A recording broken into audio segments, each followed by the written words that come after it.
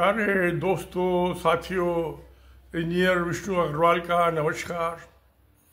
आज मैं बात कर रहा हूँ दो बड़े इजराइल के सीनियर आदमियों का स्टेटमेंट आया है कि जो ये 12 दिन की जो लड़ाई हुई इजराइल और ईरान के बीच में, तो लड़ाई में तो नुकसान होता ही है। उन्होंने टेंजिबल एसेट्स की बात की है, इंटेंजिबल एसेट्स की नहीं की। अब टेंजिबल एसेट्स क्या है? जो बिल्डिंग्स डैमेज हुई हैं, बिल्डिंग के साथ साथ उसमें जो बिजनेस होता है वो डैमेज हुआ, रही जैसे डैमेज हुए हैं, तो उनको कंपनसेशन देना पड़ेगा। ये तो हमेशा से ये इंडियन कॉन्ट्रैक्ट एक्ट 1872 और सारे कॉन्ट्रैक्ट में है कि जो वार के जो डैमेजेस होंगे, कोई कॉन्ट्रैक्टर भी अगर बिल्डिंग बनाता है, कोई चीज़ बनाता है और लड़ाई चालू होकर डैमेज हो तो उसको कंपनसेशन पे करना पड़ता है। ये सारे कॉन्ट्रैक्ट लॉ में होता है। इंग्लिश लॉ के मुताबिक तो जो है मैं बता रहा हूँ कि मुझे बाकी का तो मुझे पता नहीं है। तो वो जो कंपनसेशन पे करना है वो है जो उसकी बिल्डिंग डैमेज हुई और बिजनेस डैमेज हुआ, वो इंश्योर्ड भी होती हैं, तो इंश्योरेंस कंपनी को भी लॉसेस होंगे और जो गवर्नमेंट को उसको कंपनसेशन को कंपनसेट करना पड़ेगा। तो जो अकॉर्डिंग टू ये director general of Israel tax authority responsible to pay compensation, ये है शे एवनोविच। इन्होंने कहा कि ये $3 बिलियन का, $3 बिलियन का लॉस हुआ है। 1 बिलियन में 1 मिलियंस होते हैं, 1 बिलियन में 1000 मिलियंस, तो उसका लॉसेस है, वो तो कंपनसेशन पे करना पड़ेगा। ये तो रफ एस्टिमेट है, मोटे तौर पे जस्ट असेसमेंट, डिटेल एस्टिमेट नहीं है। इतनी जल्दी बनेगा कहाँ 3 दिन में डिटेल एस्टिमेट मेजरमेंट करके, वो तो नहीं होगा। फिर जब उसकी रिपेयर की कॉस्ट एक्चुअल आएगी, वो हो सकता है उससे आप लगा लीजिए 10-15% और ज़्यादा होगी, तो 3 बिलियन को क्रॉस कर जाएगी फिगर के। एक तो स्टेटमेंट आया है इनका, जो डायरेक्टर जनरल जो इजराइल के टैक्स अथॉरिटी, जिन्होंने कंपनसेशन पे करना है, पैसे का इंतजाम करना उनकी ड्यूटी कहाँ से आएगा। दूसरा जो उनकी फाइनेंस मिनिस्ट्री का है, अच्छा उसमें इन्होंने कहा है इसके अंदर जो विपन्स है और जो डिफेंस सिस्टम डैमेज हुआ है, तो अभी वो आयरन डोम फलाना डोम, ये तो ये उसमें नहीं है शामिल। मगर जो वहाँ के फाइनेंस मिनिस्टर का स्टेटमेंट है, जो उन्होंने प्रेस कॉन्फ्रेंस में दिया है, उन्होंने कहा है कि ये फाइनेंस मिनिस्टर मिस्टर बिजलाल स्मूर्थी, उन्होंने कहा कि ये $12 बिलियन US का लॉस हुआ है। उसमें विपस भी इंक्लूडेड है, डिफेंस सिस्टम भी इंक्लूडेड है, और जो बिल्डिंग्स है और बिजनेस का लॉस है वो सब टोटल है उनका। ये भी रफ एस्टिमेट है, एक्चुअल नहीं है ये, क्योंकि हमेशा जैसा होता है, मैं आर्मी को बहुत अच्छे से सिस्टम को जानता हूँ, समझता हूँ। मेरे लेफ्टिनेंट जनरल इंडिया के और मेरे जनरल और ब्रिगेडियर लेवल के बहुत दोस्त रहे हैं। अब तो मैं 80 साल का हो गया मैं, तो पुराने दोस्त हैं, पता नहीं उसमें कितने जिंदा कितने मर गए। जब वार पे आदमी को भेजा जाता है तो उनको वार टाइम के स्पेशल अलाउंसेस दिए जाते हैं, जो वेजेस होती हैं, उनकी सैलरी होती है, इन एडिशन टू दैट वो उनको वार टाइम के लॉसेस। उसके अलावा जो आदमी मर गए या जख्मी हो गए उसके लॉस वो अलग कंपनसेशन को पे जाते इन एडिशन टू दैट।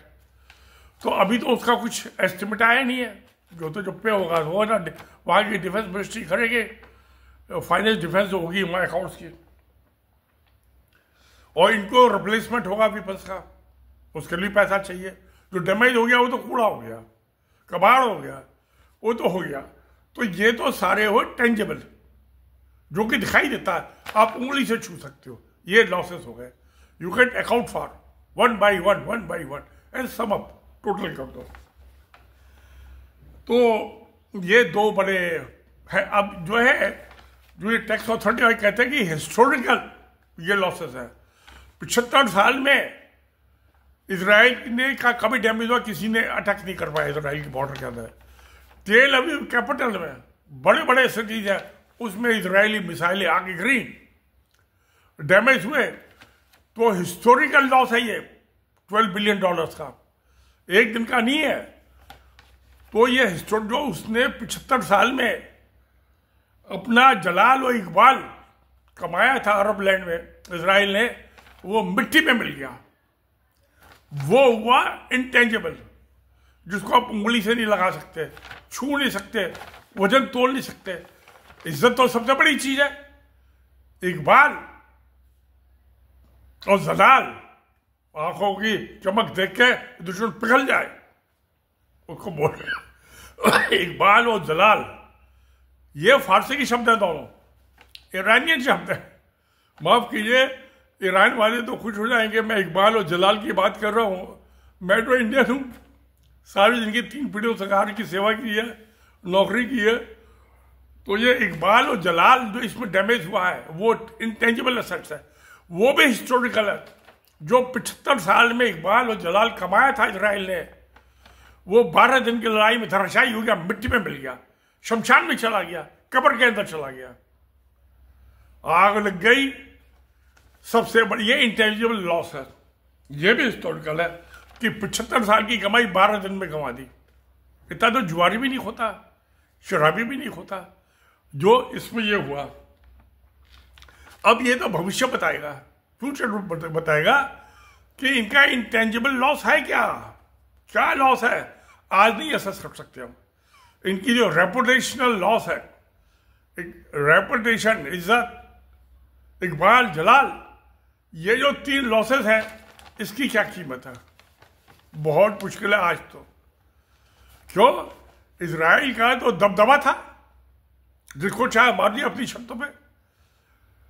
अब जो है क्या होगा कि जो पैलेस्टाइन में गाजा, जिनमें 50-55 हजार आदमी मार दिए है पिछले पौने 2 साल में, गलती तो थी उनकी जब उन्होंने 7 अक्टूबर को अटैक किया था इसराइल के ऊपर, मगर उसकी उन्होंने बहुत बड़ी कीमत चुकाई है, अपने खून से, भूख से, प्यास से। तो उसकी क्या कीमत है? वो उसका मुकाबला नहीं कर सकती जो इसराइल का लॉस है। 75 साल की कमाई 12 दिन में मिट्टी में उड़ गई, हवा में उड़ गई।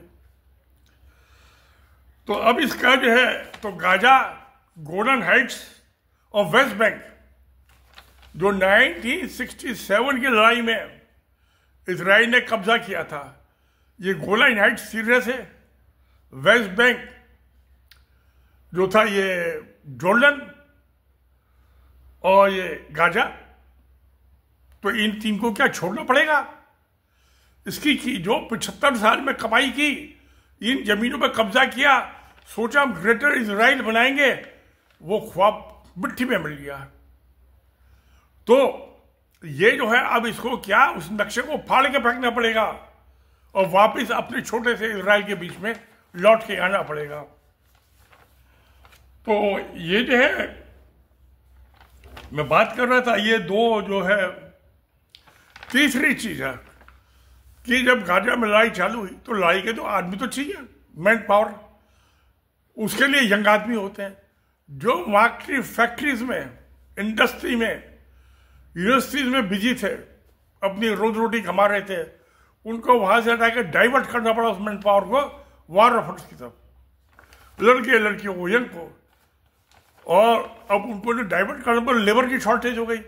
इंडिया से हरियाणा, यूपी गवर्नमेंट ने मजदूरों को भर्ती करके, जिसको यहाँ 15,000 रुपए की नौकरी मिलती थी, उनको 1 लाख रुपया की सैलरी पे उन्होंने इनवाइट किया और वहां काम कर रहे हैं। अब उनकी इकोनॉमी क्या इतनी जो है हाई वेजेस पे करने को सपोर्ट कर पाएगी, सस्टेन कर पाएगी? बड़ा मुश्किल काम है। लड़ाई में तो इकोनॉमी सबसे पहला तो 20 तो होता है, वो इकोनॉमी की मौत होती है। इकबाल, रेपुटेशन और जलाल, इन 3 की मौत जो है उससे पहले इकोनॉमी की, अर्थव्यवस्था की मौत होती है। कंगले की, भिखारी की, भूखमगे की कोई इकबाल नहीं होता, कोई जलाल नहीं होता, कोई रेपुटेशन नहीं होते। तो प्यारे दोस्तों, ये तो भविष्य बताएगा कि क्या होगा क्या नहीं होगा।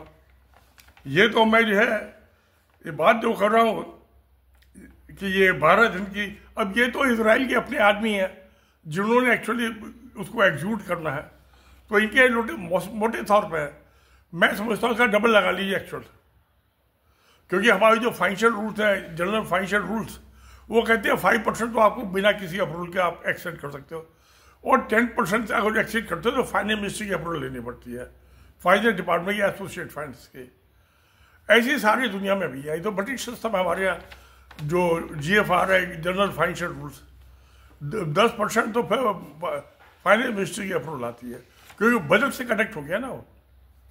तो एक तो प्यारे दोस्तों ये हुई।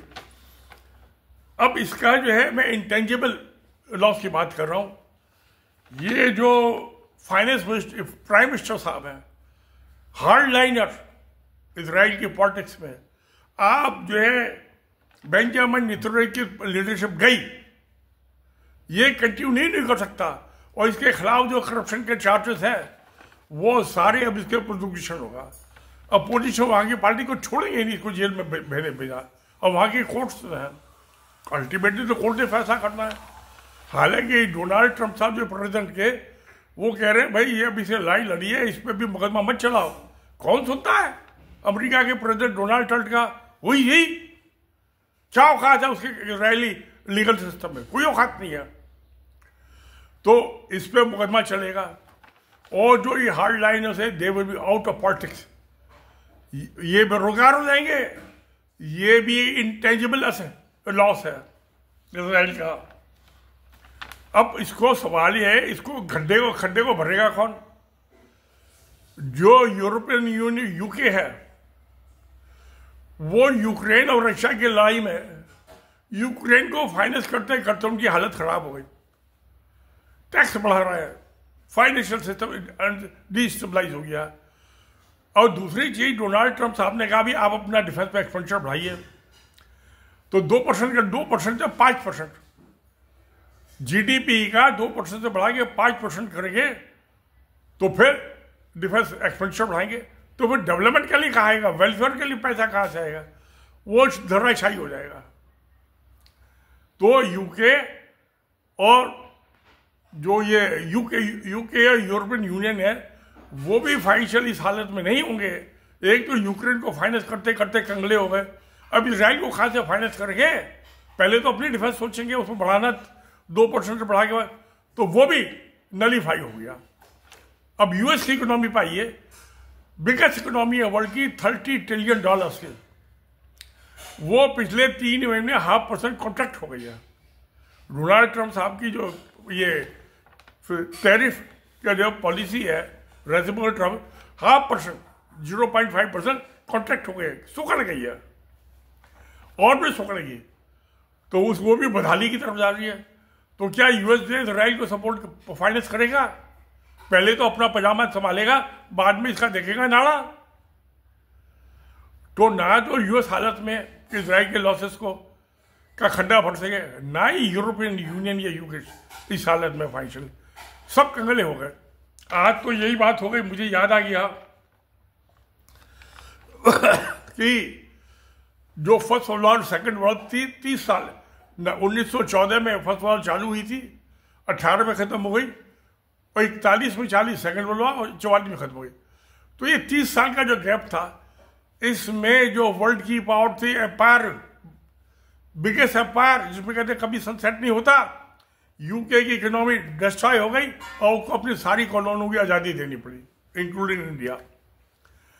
तो ऐसे ही क्या इजराइल को गाजा, वेस्ट बैंक और ये गोलान हाइट्स, इनको आज़ाद करना पड़ेगा। मुझे लग रहा है इस पर कंट्रोल नहीं रख पाएगा।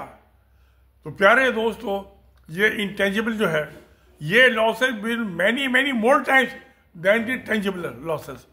तो फिर अब देखिए क्या होता है, ये तो भविष्य को तो कोई नहीं जानता, मैं भी नहीं जानता, आप भी नहीं जानते प्यारे दोस्तों। पर मैं जो दूरदृष्टि और पक्का इरादा से कहता हूँ ये होने जा रहा है। तो जब यही सच्चाई है तो सत्य में जयते। नमस्कार, धन्यवाद।